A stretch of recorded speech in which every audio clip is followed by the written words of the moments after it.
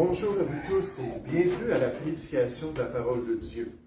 Bienvenue ce matin à cette exhortation de la part du Seigneur, cet encouragement à marcher dans ses voies, à accomplir toute sa volonté et à se réjouir en tout temps, comme notre verset du mois et le thème de cette année nous le dit si bien. Et ce matin, on veut se concentrer sur les effets psychosomatiques liés à notre cœur. Les effets psychosomatiques liés à notre cœur. Alors que nous sommes obéissants au Seigneur, alors que nous saisissons sa grâce pour être toujours joyeux, alors que nous acceptons avec reconnaissance tout ce que le Seigneur permet dans notre vie chrétienne et dans notre marche dans ce monde, et pour nous aider à comprendre c'est quoi le psychosomatique, les deux spécialistes chrétiens suivants le décrivent pour nous. Ils disent, l'être humain est une unité de corps et d'esprit. Donc, notre intérieur et notre extérieur sont liés ensemble. Notre esprit influence notre physique et notre physique peut aussi influencer le spirituel. De nombreuses maladies sont ainsi psychosomatiques. Non pas parce que l'âme est défectueuse comme telle, mais parce qu'elle peut être accablée par les circonstances de la vie.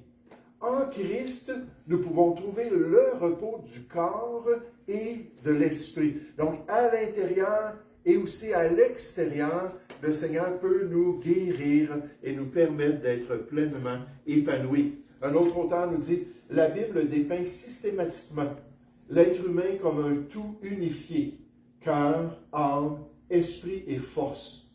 La détresse dans un domaine affecte invariablement les autres.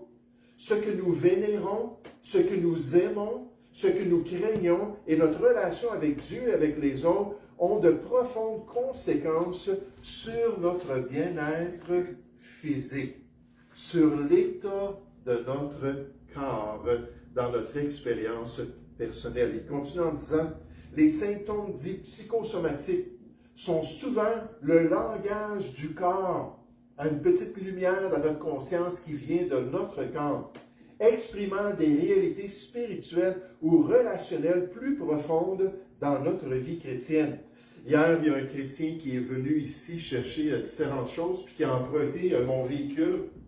Puis il est parti avec mon véhicule, puis là, il est allé porter ces choses. On avait la remorque après le véhicule. Il est revenu. Il dit, pasteur, il y a une lumière rouge qui allume dans votre voiture. Donc là, je suis allé voir ça, puis effectivement, il y avait une lumière rouge. Puis là, la voiture est en train de dire, il me manque quelque chose, ou il y a quelque chose qui ne fonctionne pas bien. Puis là, on peut regarder ça, puis laisser faire, puis continuer à utiliser le véhicule, puis à un moment donné, le moteur va briser, ou quelque chose d'autre va lâcher. Mais c'est un petit peu dans la chose, dans les effets psychosomatiques. Ah, on a des douleurs dans le corps, on a peut-être de la maladie, il y a peut-être d'autres symptômes qui se manifestent en nous. Et peut-être c'est juste assez pour nous dire, oh, c'est temps d'arrêter, c'est temps de porter attention et regarder ce qui se passe dans la vie chrétienne pour pouvoir accomplir la volonté de Dieu. Et en d'autres mots ce matin, le cœur affecte le corps. Là, je ne parle pas du cœur physique qui bat notre sang et notre oxygène, tout ça, mais je parle vraiment de notre cœur, notre homme intérieur affecte notre corps. Et dans les voies de Dieu, le Seigneur permet que les attitudes de notre cœur affectent aussi l'état de notre corps.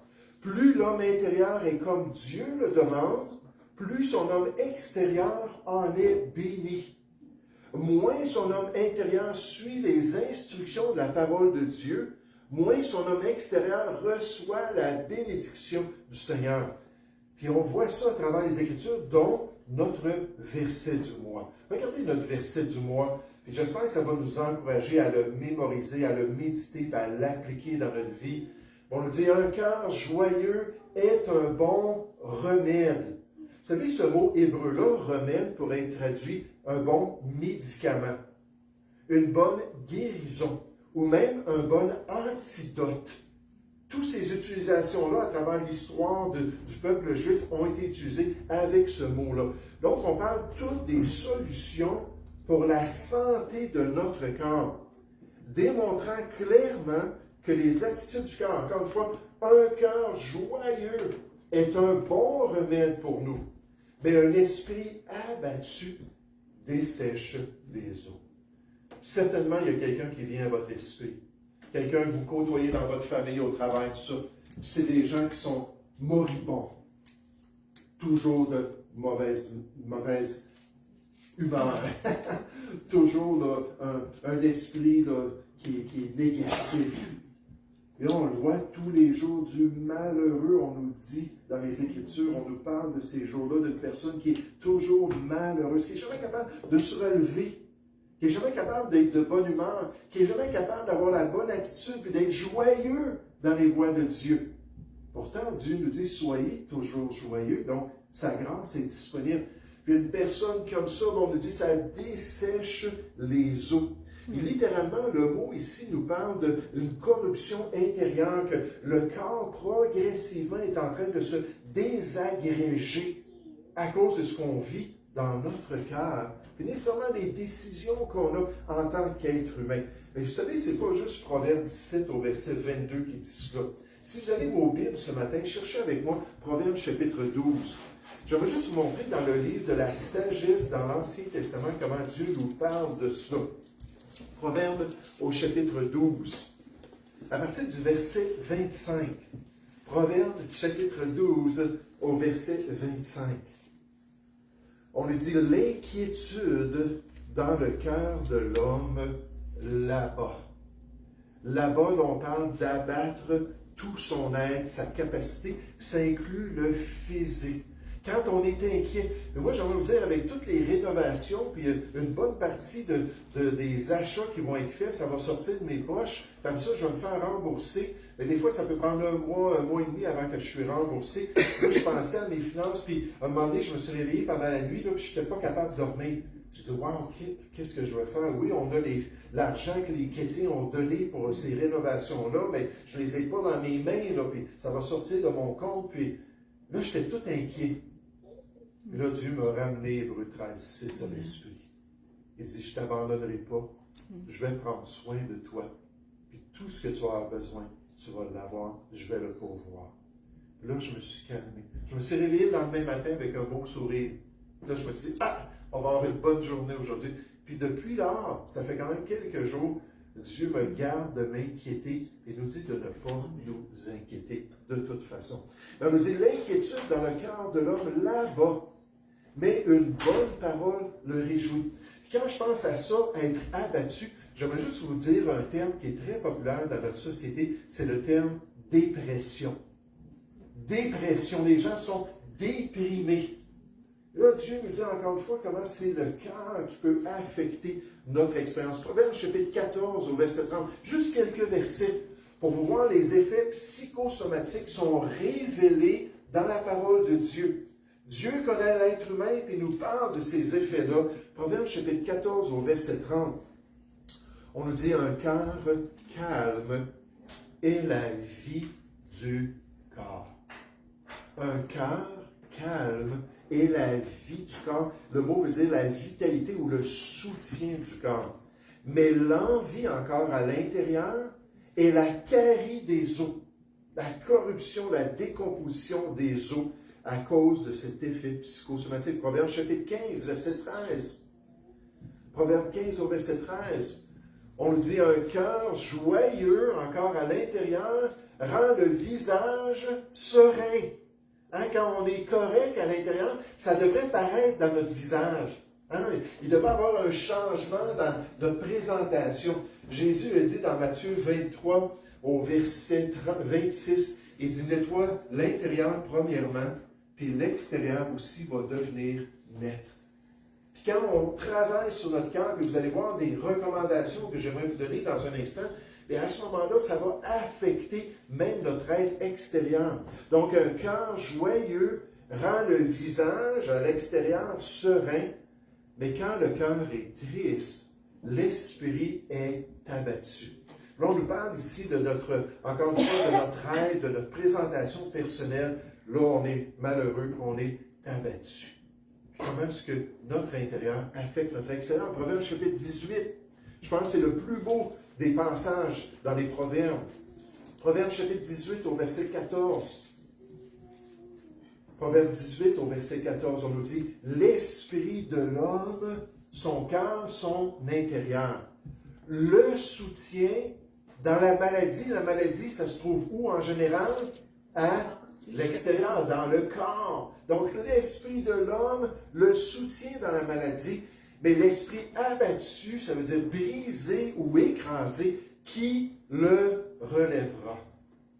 Puis quand on n'a pas cette force intérieure-là, quand on n'a pas ce soutien intérieur-là, bien nécessairement, qui va nous changer si ce n'est la grâce de Dieu? Dans le psaume 32, si vous voulez tourner là rapidement, le psaume 32, au verset 3. Le psaume 32, au verset 3, un des 3 psaumes où David partage sa repentance avec Dieu. Le psaume 32, le psaume 38 et le psaume 51, il parle de son adultère avec Bathsheba. Disons que c'est ce qu'on attribue à ces psaumes-là, que David est en train de se repentir de son adultère. Au verset 3, psaume 32, il dit « Tant que je me suis tu ». Là, on parle de se taire. Ou en d'autres mots, tant que je n'ai pas confessé, tant que je n'ai pas admis, tant que je n'ai pas dit au Seigneur, c'est vrai, puis vous allez voir tout à l'heure, on va voir une femme qui était internée dans un asile psychiatrique, qui avait toutes sortes de symptômes intenses, puis finalement, ça a été découvert qu'il y avait une cause, c'était sa culpabilité. Mais elle ne voulait pas admettre ce qu'elle avait fait. Elle ne voulait pas reconnaître devant sa famille et devant sa parenté le péché qu'elle avait connu, qu'elle avait commis. Et à cause de cela, là, elle avait des effets énormes au niveau psychiatrique. Et David a dit, tant que je me suis tu, tant que je n'ai pas réglé la question de mon cœur, mes os à l'extérieur se consumaient, je souffrais physiquement. Je gémissais toute la journée. Car nuit et jour, ta main s'apesantissait sur moi. On parle de Dieu, là. Ta main, Seigneur, m'écrasait. Ma vigueur n'était plus que sécheresse comme celle de l'été, à cause qu'il n'avait pas confessé son péché. Puis David a dit, j'étais pénible. C'était douloureux, mon expérience personnelle. Alors, ce matin, qu'est-ce qu'on apprend de notre verset du mois et des autres passages qui nous présentent ces causes psychosomatiques? Comment est-ce qu'on peut s'assurer d'avoir le meilleur intérieur pour que notre homme extérieur soit bien maintenu? Que peut faire le chrétien pour garder la bénédiction de Dieu sur sa vie, mais aussi sur son corps? Et j'aimerais vous faire 3 suggestions. J'espère que ça ne sera pas trop compliqué pour vous. Moi, je pense que ce n'est pas compliqué, mais 3 suggestions pour nous aider à avoir cette bénédiction-là, avoir ce remède, ce médicament spirituel que Dieu désire tant dans notre vie. Et je vous suggère qu'il faut veiller sur l'état de notre cœur. Tous les passages qu'on a vus jusqu'à présent reviennent à cela. Nous parlent du fait que ce qu'il y a à l'intérieur, ça va affecter mon extérieur. Que ce qu'il y a à l'intérieur de mon mari, ça va affecter ce que dans sa vie personnelle. Ce qu'il y a à l'intérieur de mon épouse, ça va affecter peut-être sa santé physique. Ce qu'il y a à l'intérieur de mes enfants va affecter leur capacité, même en tant que jeunes, parce que ces effets-là sont réels et sont permis aussi par le Seigneur pour affecter notre vie. Donc, la première chose, puis la plus importante à retenir, c'est qu'il faut veiller sur notre intérieur, sur ce qui se passe en nous. Il faut veiller sur notre homme intérieur pour accomplir le plan de Dieu. Il faut s'assurer que l'intérieur soit pur et net, comme Jésus le dit dans Matthieu chapitre 23, pour soutenir notre homme extérieur dans les voies du Seigneur. C'est ce que la sagesse de Dieu nous dit ce matin. Dans un des passages les plus forts du livre des Proverbes, on nous dit « Garde ton cœur plus que toute autre chose, ton cœur, l'intérieur, ce qui se passe à l'intérieur, garde ça, veille sur ça, plus que toute autre chose. Ne permets pas à la haine de venir s'installer dans ton cœur. Ne permets pas à l'amertume de gagner le combat dans ton cœur. Ne permets pas au ressentiment, à la jalousie de se manifester à l'intérieur de toi. On nous dit, garde ton cœur plus que toute autre chose, car de lui viennent les sources de la vie. Les sources de la vie, c'est les manifestations diverses dans mon expérience personnelle. Ce qu'il y a à l'intérieur, ça va tout affecter ce que j'ai à l'extérieur. Dieu voit notre homme intérieur. Il connaît l'état de notre cœur. Il nous demande de l'aimer de tout notre cœur pour pouvoir maintenir un bon esprit dans ses voies. Paul dit ça à Timothée concernant le plan de Dieu. Il a dit le but de cette recommandation, de cette instruction concernant les chrétiens de l'Église de Jésus-Christ, c'est un amour, voici l'objectif, voici le plan de Dieu, c'est un amour venant d'un cœur pur, un intérieur qui est maintenu par la grâce de Dieu, d'une bonne conscience et d'une foi sincère. Puis quand le cœur du chrétien est en bon état, le Seigneur peut bénir sa vie et même bénir son corps, puis mettre sa main sur son homme extérieur. Le cœur de l'homme est la pire partie de son être avant sa régénération, on va dire avant d'être sauvé. Et la meilleure partie de celui-ci après sa régénération, alors que Dieu l'a purifié. Il est la source de tout bien et de tout mal. Le siège des principes ou de nos valeurs et la force motrice de l'homme tout entier. Le cœur, c'est l'homme en miniature, car tel est le cœur, tel est l'homme. Par-dessus tout, garde ton cœur. Et c'est ce que Dieu nous demande, de veiller sur notre cœur. Alors ce matin, pour débuter, c'est vraiment le point le plus important, c'est qu'il faut veiller sur l'état de notre cœur pour pouvoir recevoir de bons effets dans notre corps, avoir la bénédiction de Dieu. Mais quoi d'autre? Hein, on pense à cela, notre intérieur affecte notre extérieur, on apprend ça dans les Écritures. Quoi d'autre? Qu'est-ce qu'un chrétien peut faire pour aider son homme intérieur et par conséquent avoir des effets sur son homme extérieur? Encore une fois, c'est une suggestion. J'aimerais vous suggérer que le chrétien doit veiller sur son péché. Le chrétien doit veiller sur son péché. On l'a déjà considéré un petit peu avant dans les effets psychosomatiques sur le corps de David. Son péché qui n'était pas confessé. Son péché qui n'était pas réglé devant le Seigneur, qui engendrait des effets tellement pénibles sur son âme. En fait, dans son corps aussi, Dieu a mis sa main sur son corps. Puis David, qui était un jeune homme, puis un homme actif, qui était capable d'aller à la guerre, puis tout ça, là, il se sentait vraiment démuni physiquement. Il n'y avait plus d'énergie, il n'y avait plus de force, il n'y avait plus de capacité. Il se demandait pourquoi. Hein, je ne suis pas un vieil homme encore. Comment ça se fait que je ne suis plus capable de m'occuper de mes responsabilités? Normalement, je parlais avec Jocelyn qui était malade pendant peut-être 2 semaines. Puis je lui disais, Jocelyn, comment est-ce que ça va là, physiquement? Il dit, à 80%. Il dit, la batterie est presque remplie. 80%.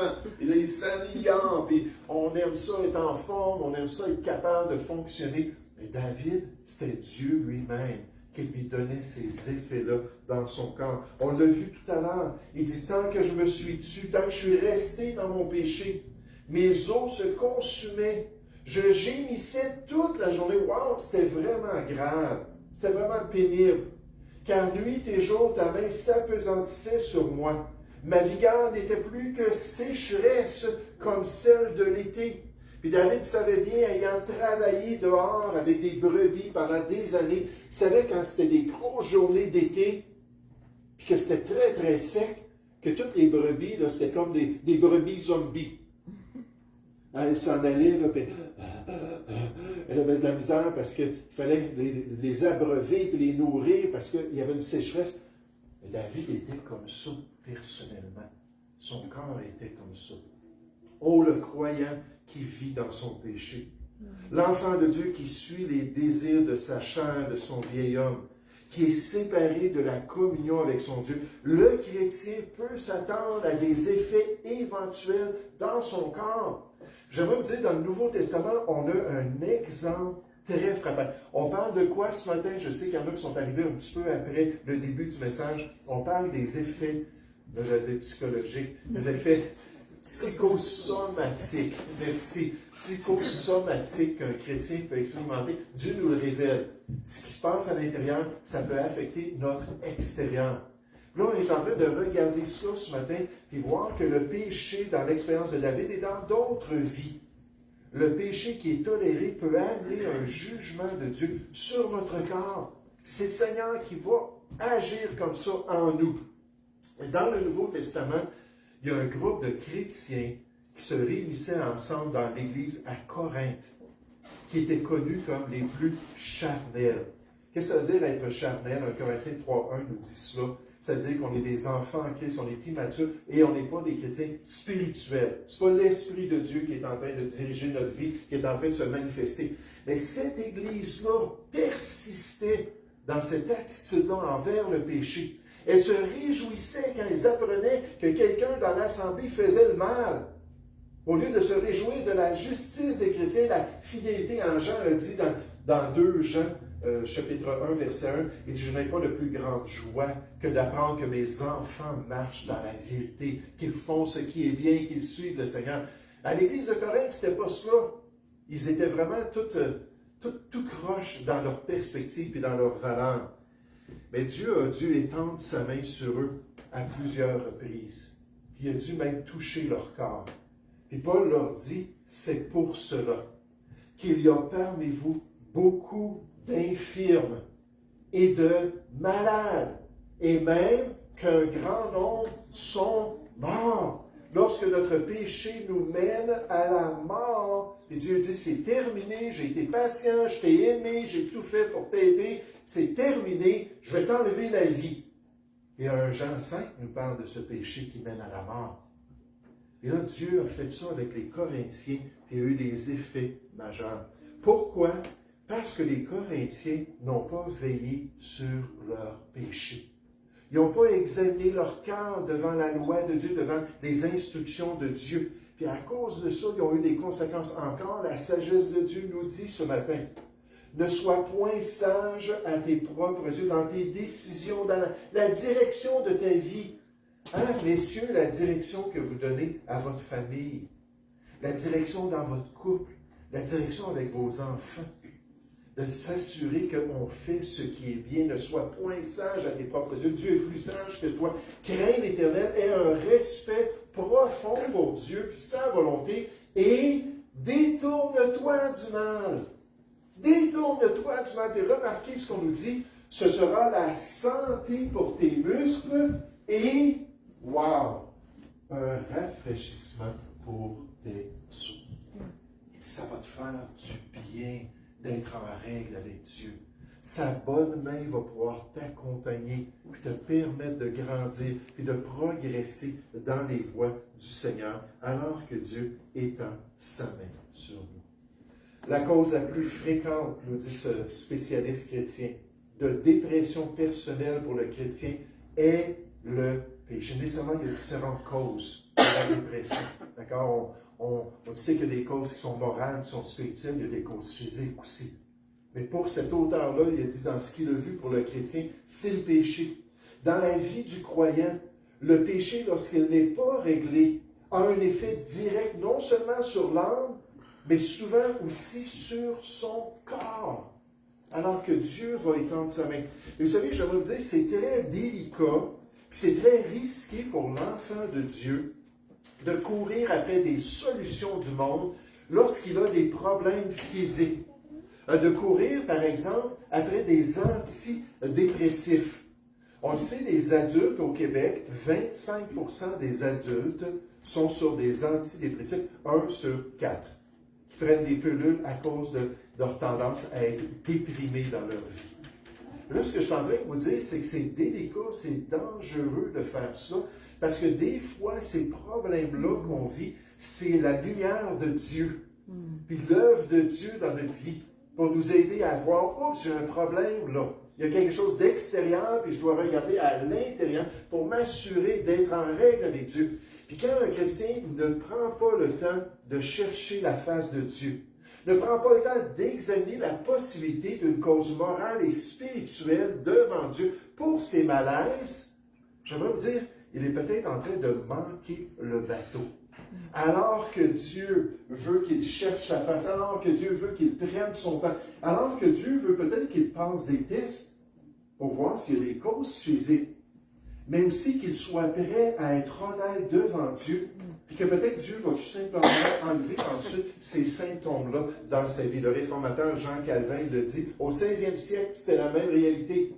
Il dit, lorsque nous sommes affligés dans notre corps, nous devons d'abord examiner notre conscience pour voir si nous avons en quelque manière provoqué le déplaisir de Dieu, afin que le châtiment que nous subissons soit pour nous un remède. Alors qu'on vit cette difficulté, alors qu'on a cette douleur-là, ça nous fait nous arrêter, puis nous examiner, puis on trouve la solution dans le Seigneur. Puis à ce moment-là, Dieu peut nous rétablir. Un remède pour rétablir notre relation avec Dieu. Plutôt qu'aller courir après les solutions du monde qui nous empêchent de comprendre le plan de Dieu. Je veux juste vous dire en passant, ce matin, c'est très important, je veux l'attention de tous. Je ne suis pas en train de dire d'arrêter de prendre vos médicaments. Pas du tout. Pas du tout. Ce que je suis en train de dire, c'est que si vous avez des circonstances dans votre vie, si vous vivez des choses dans votre corps, puis que vous n'êtes pas encore allé consulter le médecin. On nous parle d'un roi dans l'Ancien Testament, je pense que c'était Josias, puis on nous dit que même dans sa maladie, il consulta les médecins, mais ne consulta pas l'Éternel, son Dieu, qui y a envoyé ce problème-là.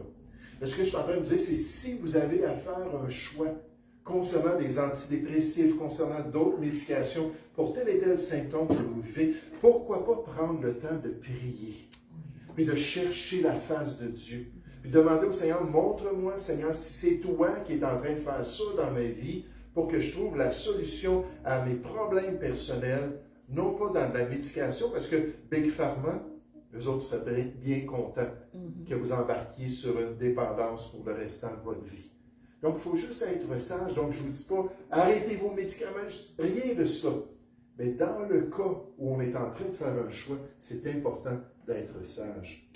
Le docteur Jay Adams, qui est un spécialiste en relations d'aide, dans le monde, mais aussi parmi les chrétiens, raconte les détails d'une visite particulière dans un centre psychiatrique aux États-Unis. Maintenant, le docteur Adams faisait des tournées dans différentes institutions parce que lui et son équipe d'experts en problèmes mentaux ou psychiatriques voulaient démontrer que bien souvent, les personnes qui étaient dans ces centres-là n'avaient pas de vraie psychose majeure et qu'elles pouvaient être rétablies rapidement en société.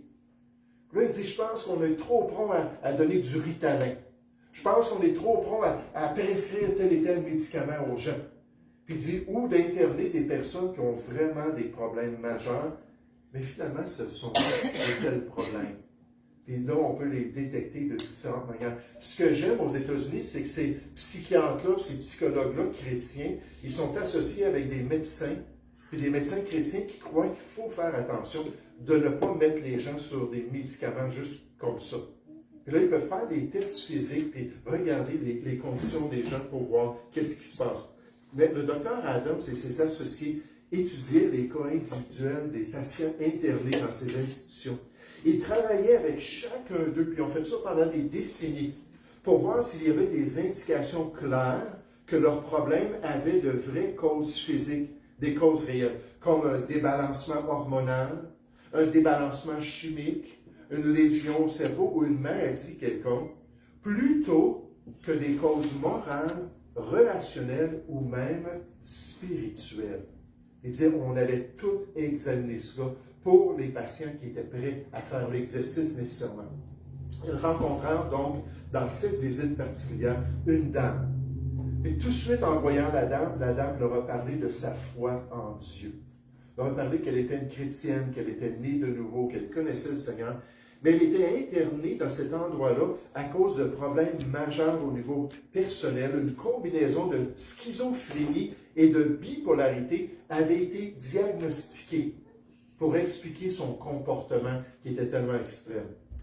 Mais le docteur Adams et ses associés ont rapidement détecté qu'il y avait une autre cause sous-jacente au problème psychologique de cette dame. Après bien des semaines d'entrevues et de consultations avec cette chère chrétienne, ils l'amenèrent à avouer que tous ces symptômes de déficience mentale n'étaient qu'une manigance de sa part pour cacher la vraie raison pour sa détresse personnelle, c'est-à-dire son adultère avec son voisin.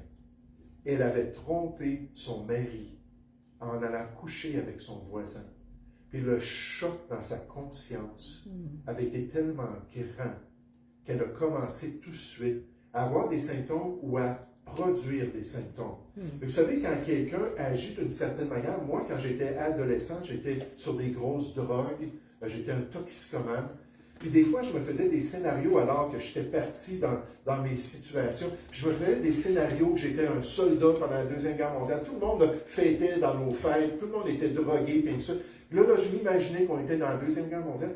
Je vais vous dire qu'à un moment donné, je commençais à déraisonner, littéralement. Je n'étais pas drogué, je n'étais pas en train de consommer. Là, je me demandais si les Allemands ne venaient pas nous chercher. Mais en pratiquant des choses, des fois, on peut développer des tendances, on peut développer des habitudes. Et cette femme-là avait commencé à agir comme ça tout de suite après son adultère. Mais elle ne pouvait tout simplement pas faire face à son mari, faire face à ses 3 enfants, faire face à ses parents, à sa parenté, avec un tel péché d'adultère qu'elle savait bien que la parole de Dieu condamnait clairement. Puis toute sa famille, c'était des chrétiens. Là, elle se sentait tellement mal. Mais avec des sessions de conseils personnels concernant son péché, finalement, cette dame accepta de faire venir sa famille à l'hôpital. Accepta de confesser son péché et de leur demander de lui pardonner.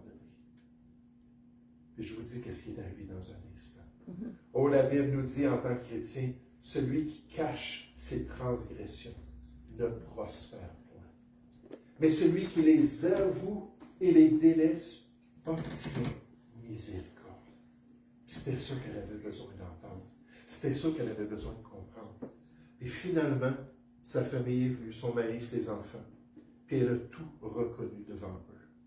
Elle a accepté leur réaction. Elle a accepté la honte de sa situation. Et vous savez, ils l'ont accueilli avec un grand amour. Ils l'ont accueilli avec une grande grâce. Ça n'a pas été long que les symptômes psychiatriques ont commencé à s'atténuer. Ça n'a pas été long qu'elle a commencé à parler normalement. Ça n'a pas été long qu'elle a arrêté de faire tous ses mouvements. Ça n'a pas été long que tout s'est calmé dans sa vie. Puis la paix, puis l'amour, puis le pardon qu'elle a reçu de sa famille sont lui-même affectés son physique en lui permettant de vivre une vie normale après cette situation. Et le docteur J. Adams, qui a écrit plusieurs livres sur ces questions-là, dit que ce n'est pas rare que finalement c'est seulement une façade ou c'est seulement des causes morales, peut-être spirituelles, dans la vie des gens relationnels, qui amènent une telle conduite qu'on va dire, wow, il faut l'envoyer dans une institution. Et la réalité, c'est qu'effectivement, Dieu nous dit que le cœur affecte notre corps. Donc, qu'est-ce qu'on apprend rapidement ce matin, puis elle a été rétablie, elle a pu quitter cette institution, c'est qu'il faut veiller sur notre cœur plus que toute autre chose. Veiller sur l'intérieur, veiller sur ce qui se passe dans notre conscience puis dans notre cœur. Deuxièmement, on voit qu'il faut veiller au niveau du péché. Si on est chrétien ce matin, si on a reçu Christ dans notre vie, si on sait qu'on a le pardon en Jésus-Christ, mais la Bible dit que le péché, c'est un obstacle dans notre relation avec Dieu. Dieu marche dans la lumière et nous appelle à marcher aussi dans la lumière avec lui. Il faut veiller pour avoir une bonne conscience et accomplir la volonté de Dieu. Et dernièrement, je pense que c'est très important aussi. En tant que chrétien, il faut veiller à ne pas juger autrui. Il faut veiller à ne pas juger autrui. Il faut veiller à ne pas juger les malaises que les enfants de Dieu vivent. Il faut s'assurer de ne pas porter un jugement sur les conditions physiques de nos frères et nos sœurs dans le Seigneur. Oui, il y a des causes à effet, Dieu nous le dit, mais ce n'est pas nécessairement le cas. Que c'est à cause de notre péché, c'est à cause qu'on fait le mal. Il faut veiller à ne pas tomber dans l'erreur des 3 amis de Job. Avez-vous déjà lu le livre de Job? Il y avait 3 amis. Non, il n'y a personne qui a lu le livre de Job? Mais il y avait 3 amis. qui s'appelait Eliphaz, Bildad et Sophar, je pense. Sophar, quelque chose de genre. C'est en hébreu, on n'a pas besoin de le savoir. Mais ils ont vu la condition de leur ami. Ils ont passé 7 jours à se taire, à regarder leur ami, littéralement, là, qui était plein de blessures. Ils se promenaient, là, puis ils trouvaient de la poterie à terre, là, puis ça me démange, ça me fait, puis ils se grattaient, c'était terrible. Puis là, ils avaient appris que ses enfants étaient morts, 10 enfants, tous morts. Ils avaient appris que tout son bétail, puis toutes ses propriétés avaient été détruites. Ils avaient appris que sa femme l'avait invité à maudire Dieu. Là, ils ont regardé ça, puis ils ont tiré une conclusion. Job, tu es un espèce d'hypocrite. Parce que tu nous as toujours dit que tu craignais Dieu, que tu aimais Dieu. C'est pas vrai. Tu es un homme méchant, puis Dieu est en train de le manifester à tous. Puis il ne faut pas faire cela en tant que chrétien. Les amis de Job furent trop sévères dans leur jugement sur Job. Ils conclurent qu'il était un hypocrite, un homme méchant, frappé par Dieu pour ses péchés secrets, et il le faisait par pure présomption. Ils ne voulurent pas croire qu'un homme juste pouvait être ainsi mis à l'épreuve. Ce qui est bien, si on lit le livre de Job, c'est que Dieu dit à 2 reprises, Job, c'est un homme intègre, c'est un homme qui est juste. Et pourtant, qui a tellement souffert comme ça, et qui pouvait être ainsi mis à l'épreuve. Ils déduisirent immédiatement que ces souffrances venaient de sa culpabilité. C'était là leur grande faute. Puis comme je vous ai dit au début, j'ai été témoin de ça, personnellement. D'une attaque de la part des chrétiens. Ma mère, qui était une missionnaire au Tchad, en Afrique, qui aimait le Seigneur dans son imperfection, mais qui était très sincère, a commencé à avoir des maux de tête. C'était une femme qui était phytothérapeute, qui prenait des plantes pour traiter ses besoins, et ainsi de suite, ses problèmes, puis elle était en très bonne santé. Mais là, elle a commencé à avoir des maux de tête qui la faisaient même déraisonner. Professeur à l'école pendant 22 ans de temps, puis après ça dans le système public, c'était une femme qui aimait ça bien s'exprimer, dire les choses convenablement. Et là, elle n'était même plus capable d'appeler une chaise, puis de dire que ça c'était un chrétien, puis de mentionner des choses normales. Elle déraisonnait. Elle est revenue au Québec. On habitait à Chicoutimi dans notre ministère là-bas. On est allé à l'hôpital, puis on diagnostiqué 2 tumeur au cerveau cancéreux, gros comme un œuf, trop profond pour opérer, puis trop développé pour faire quoi que ce soit. 1 mois et demi après, elle était partie pour la gloire. Mais pendant ce temps-là, les chrétiens ont commencé à lui dire, tu sais, tu es dans le péché.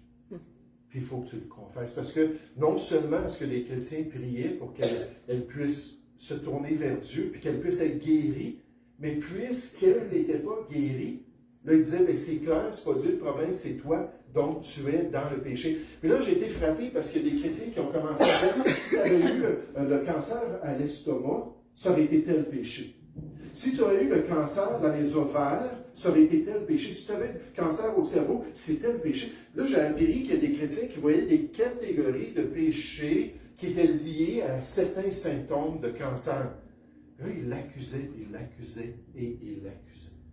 Vous savez, ça l'a beaucoup attristé. Ça l'a beaucoup affecté. Elle disait, Seigneur, guéris-moi si tu le veux. Moi, je continue à croire en toi. Je vais continuer à te suivre. Il ne faut pas tomber dans ce jugement-là contre ceux qui ont des maladies, ceux qui ont des problèmes, concernant leur malaise physique. Parce que c'est bien possible, comme les amis de Job, qu'on va se tromper royalement. Je ne voudrais pas me tenir devant Christ un jour et dire, hey, que le Seigneur me dise, hey, ce que tu dis là, à ton frère ou à ta soeur, c'était des mensonges. Ça n'avait rien à faire avec ça. Regardez dans je pense, chapitre 41, 42, les 2 derniers chapitres de Job.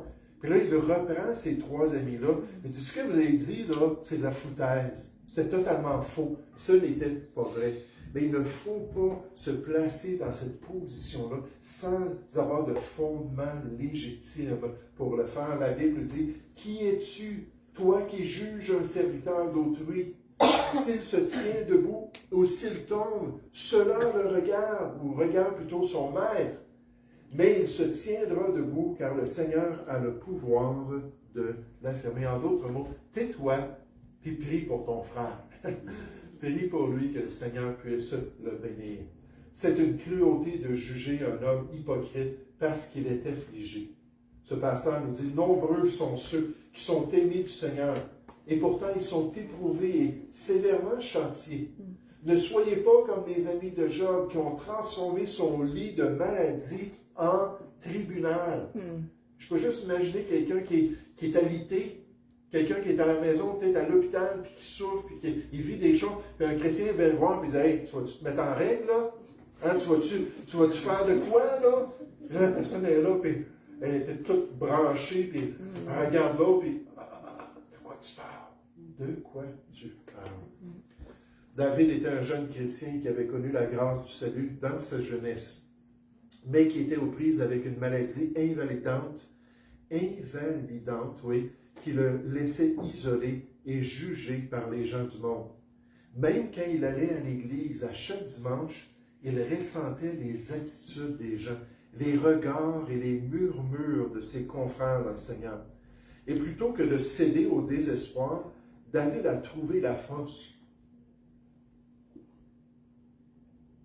auprès de sa famille, qui l'a entouré et lui a offert son amour et son soutien, sans jugement. Ils lui ont rappelé l'amour et la grâce de Dieu, l'aidant à se relever malgré ce qu'il vivait. Cet amour inconditionnel des siens permirent à David de faire face à ces moments d'épreuve les plus pénibles, alors qu'il voulait simplement servir son Sauveur, malgré ses problèmes physiques. Alors, qu'est-ce qu'on apprend ce matin en face de ces causes et ces effets plutôt psychosomatiques? On apprend qu'on a une grande responsabilité. Il faut veiller sur notre cœur. Quel genre d'émotion est-ce qu'on a? Quel genre de sentiment ou de ressentiment est-ce qu'on tolère? Quel genre de pensées remplissent notre homme intérieur? Il faut veiller sur notre cœur pour accomplir la volonté de Dieu et pour avoir des effets psychosomatiques positifs dans notre marche avec Dieu. Deuxièmement, on voit aussi qu'un aspect, c'est qu'il faut veiller sur notre péché. Il faut veiller sur notre péché, il faut demeurer en communion avec le Seigneur. Il faut éviter qu'il nous chantie dans notre vie. Vous savez, ces fameux Corinthiens, ces chrétiens charnels, Paul leur dit, si nous nous jugions nous-mêmes. Hein, Corinthiens, vous n'avez pas besoin de vivre ces châtiments-là du Seigneur. Beaucoup d'entre vous qui sont infirmes et malades qu'un grand nombre sont morts. Vous n'avez pas besoin de vivre ça. Si nous nous jugions nous-mêmes, nous ne serions pas jugés. Mais quand nous sommes jugés parce qu'on ne sait pas juger nous-mêmes, nous sommes châtiés par le Seigneur afin que nous ne soyons pas condamnés avec le monde. Oh, il faut veiller sur notre relation avec Dieu. Avoir un cœur pur et une bonne conscience pour accomplir le plan de Dieu. Puis dernièrement, il faut veiller à ne pas juger autrui. À ne pas juger autrui. Laisser à Dieu de déterminer les circonstances des problèmes des chrétiens. S'assurer de ne pas mentir quant à notre diagnostic de ce qu'ils sont en train de vivre. Être humble et sage en face des problèmes chez les enfants de Dieu. Et moi, je dis Amen. Amen à cela. Ayant vu les effets sur le cœur de ma mère, je dis Amen. Il ne faut pas faire cela. Nous allons prier ensemble. Père Céleste, on te remercie ce matin pour ce temps que tu nous as permis de passer ensemble. Père, on te remercie pour ces vérités des Écritures, notre beau verset du mois, avec ce cœur joyeux qui est un bon remède pour nous, et cet esprit abattu, Père, qu'on veut rejeter et éloigner de nous. Père Céleste, aide-nous à être sérieux, aide-nous à être honnêtes aussi, Père. On ne voudrait pas être des hypocrites dans notre vie. Faire semblant, Père, d'être en règle, faire semblant de marcher avec toi, faire semblant, Seigneur, peut-être même d'avoir des problèmes de santé pour avoir la pitié des gens, puis leur considération, leur attention. Ça arrive des fois chez les chrétiens. Mais Père, d'être certain d'avoir un bon cœur et une bonne conscience. Et pour ce que mon prochain vit, Seigneur, c'est entre lui et toi. C'est toi qui es son maître, et c'est à toi qu'il va rendre compte un jour. Bénis-nous et guide-nous dans tes voies, au nom du Seigneur Jésus. Amen.